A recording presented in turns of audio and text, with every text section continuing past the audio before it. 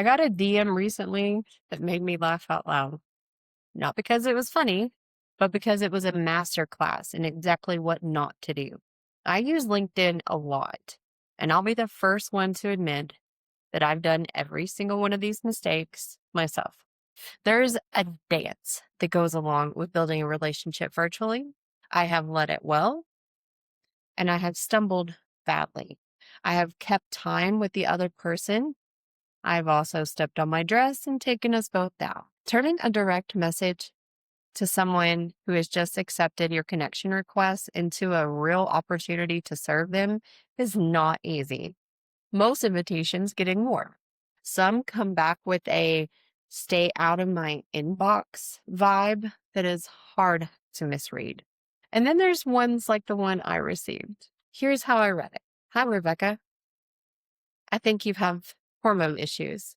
I would like to onboard you in June with other female founders who also have hormone issues. I suspect you deal with exhaustion, brain fog, and fatigue, and your body, it's fighting you.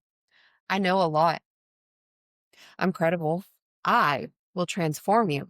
Now that I've primed you, please book a 15-minute call so I can confirm you are who I think you are. Interested? Oh, that's not exactly what it said, but the mistakes underneath it were real. Mistake number one. She assumed a problem that was never discussed. The author assumed that I had a problem that I don't have. She never asked. My medical history was never part of any conversation we had had because we never had one. The very first move in a cold DM cannot be a diagnosis. You don't know this person. You have not earned the right to tell them what's wrong with them.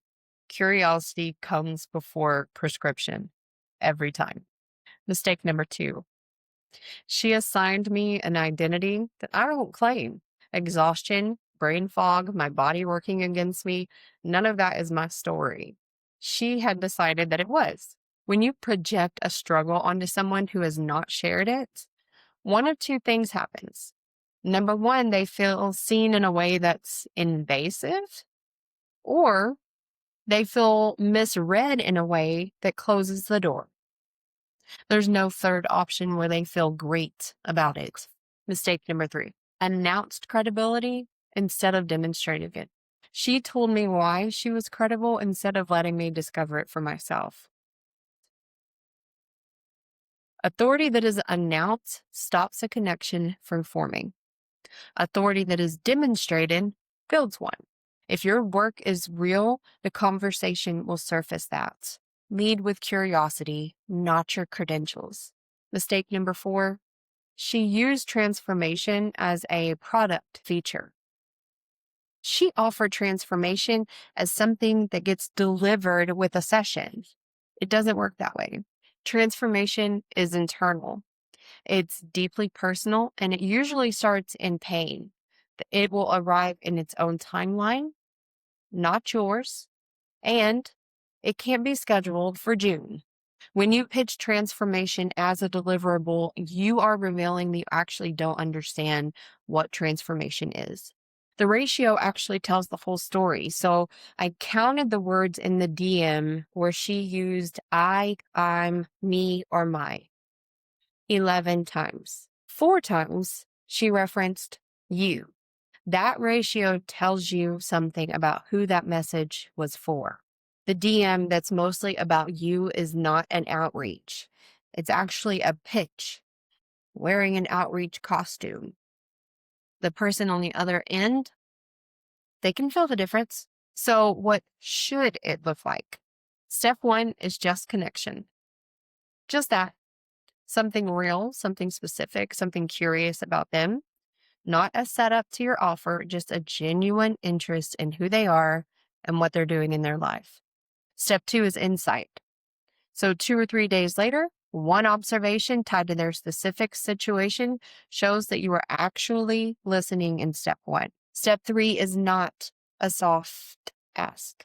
After they know you're paying attention and not pitching, one question, no calendar link unless they ask for it. Most people skip steps 1 and 2 entirely. They go straight to step 3 with a total stranger, and they wonder why people don't respond. I've done this.